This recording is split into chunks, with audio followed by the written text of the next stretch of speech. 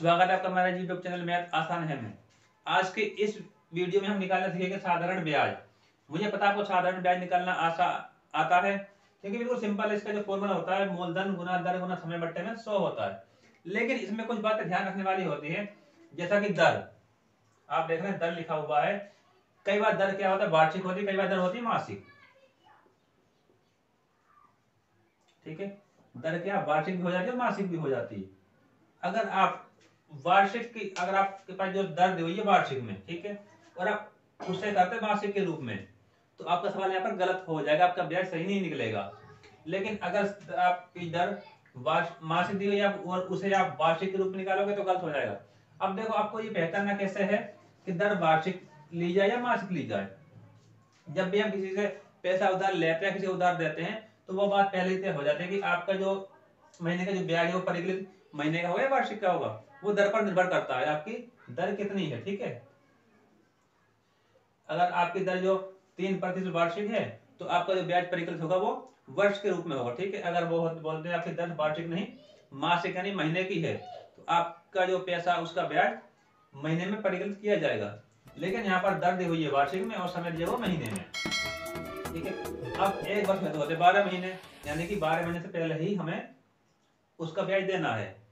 तो देखो करना क्या होता है, अगर दर वार्षिक दी हुई है तो यहाँ पर समय भी वार्षिक में ही निकालेंगे। ठीक है, अगर दर मासिक दी हुई है तो समय भी महीने में ही होगा। एक बार ध्यान रखना है। ठीक है, हो गया। अब दर दी हुई है वार्षिक में और समय दिया महीने का।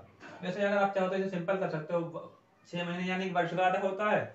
आप 1/2 का समय लेकर समय क्या करोगे, आप यहाँ पर कर सकते हो 1/2 वर्ष। ठीक है, अब 1/2 वर्ष ये बना कैसे है, ये बना कैसे, ये आपको समझना पड़ेगा पहले। 6 महीने वर्ष में कितने होते हैं, 12 महीने होते हैं। तो आप यहाँ पर लिख लो पहले 12।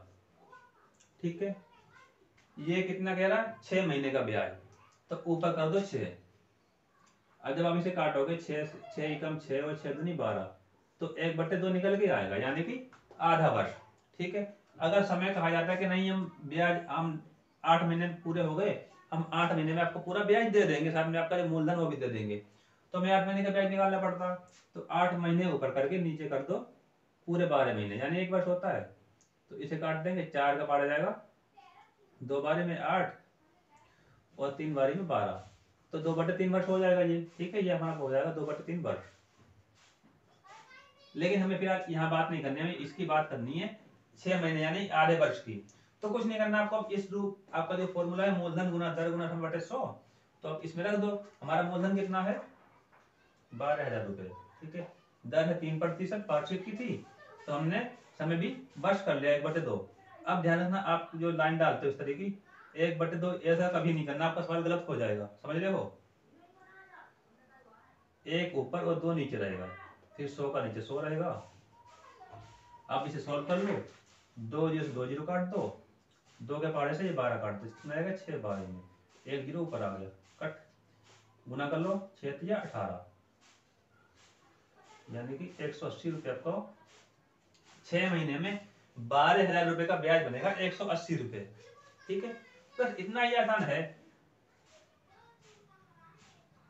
अब देखो मैं आपको बता दूं इस तरह की स्थिति कब बनती है।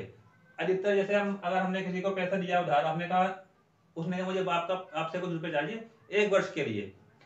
ठीक है, तो हमने कहा ठीक है, आपकी जो दर हम दर लेंगे आपसे वार्षिक लेंगे, 3% हमारी दर रहेगी, 3% वार्षिक, तो पूरे में 1 साल का ब्याज इकट्ठा निकाल लेंगे हम।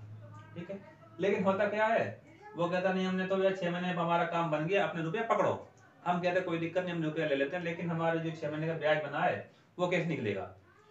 तो निकल गया सिंपल। अगर आपको और अगर आपको आसान तरीका चाहिए, जैसा कि लिखा हुआ आधा आधा वर्ष, तो पहले आप पूरे वर्ष का ब्याज निकाल लो। कितना होगा यहाँ पर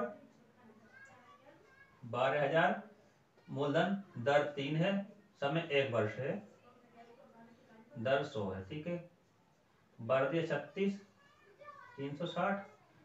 अब ये हो गया 1 साल का, हमें आधा करना है तो इसे 2 से भाग कर दो, तो ये हो जाएगा 180। ठीक है, तो हमने 1/2 जो किया था वही हमने यहाँ पर कर दिया, तो 180 ब्याज ये था हमारा, 180 रुपये ब्याज ये निकला है। बस इतना ही आसान, कोई मुश्किल नहीं है। ठीक है, तो आशा करता हूँ आपको ये सवाल इस तरीके से ब्याज निकालना समझ में आ चुका होगा। जल्द मिलते हैं एक नए वीडियो के साथ।